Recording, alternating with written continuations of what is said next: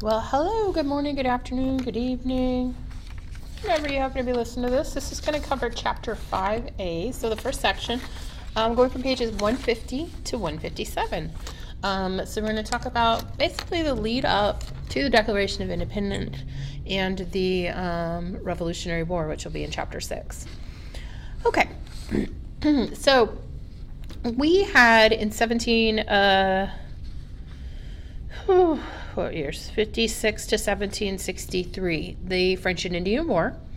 And that is going to cause the British national debt to go from 75 million pounds in 1756 to 133 million in 1763. So that is like 2/3 of an increase from the original budget there, or the debt. So the British are going to raise the taxes on the poor and the middle class. They're going to increase the size of the British bureaucracy to collect taxes. So basically the people working for the government so that they can collect more taxes. Those with little political power, so basically the poor and the colonists, are going to be the ones that are most vulnerable to this increased taxation. You have John Wilkes, who's a Whig, publicly is going to condemn rotten boroughs as districts controlled by the wealthy who did not face those new fiscal measures. So there's going to be people that are going to be upset. And this is happening in Great Britain. This decision by Britain to keep 7,500 soldiers in the colonies during peacetime is going to upset the colonists. They don't want British military just hanging around all the time. And there's quite a bit of it. They want to the British were going to want to maintain control over the colonists, the Native Americans, and the French in Canada. All right. So this is going to upset people. So let's just keep that in mind. They're upset because there are soldiers everywhere. All right. 1764, you get the Sugar Act, which is put into place by George Grenville, who was prime minister at the time.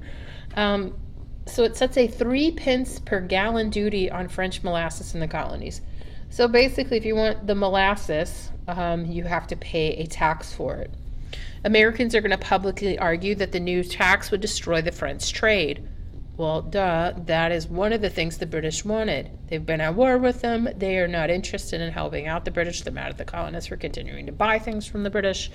And so they are going to be upset. So in addition to messing with the French trade, it's going to mess with the American distilling industry. Remember, sugar is what we get rum from. Americans are going to try and find new ways to evade the tax, so they're going to smuggle, they're going to bribe officials, etc.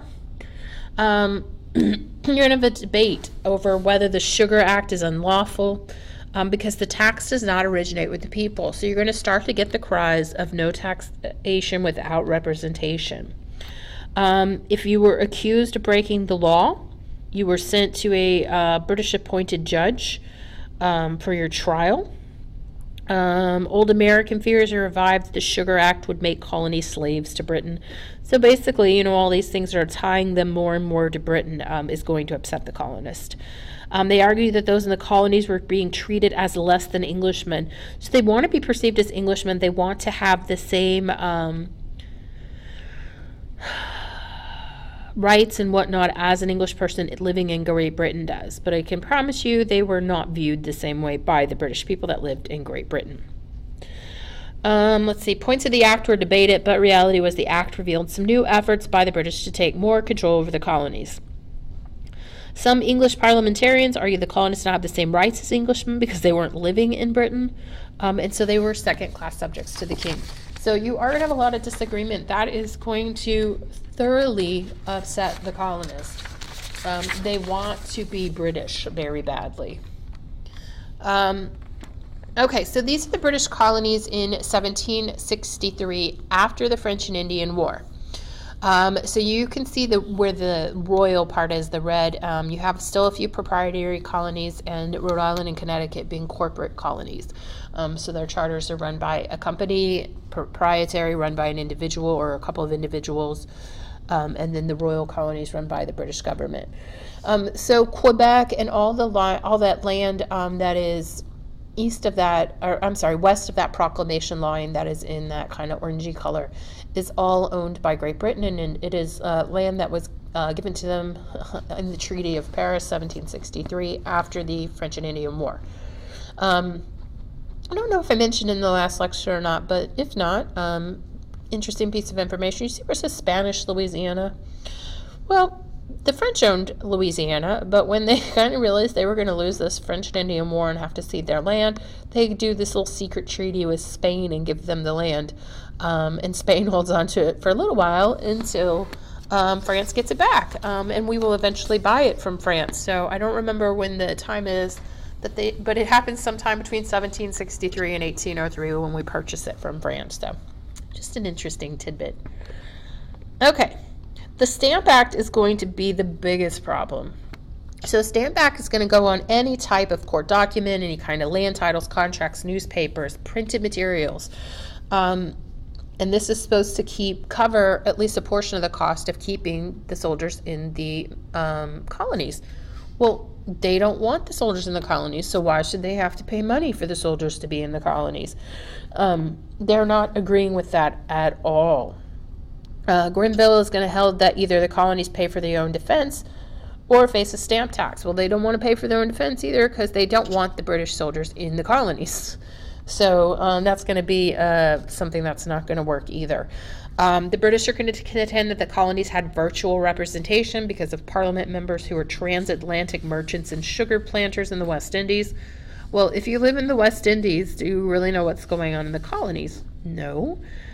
The House of Commons is just going to ignore the colonial protest of the Stamp Act, and they're going to pass the act by an overwhelming majority of 205 to 49.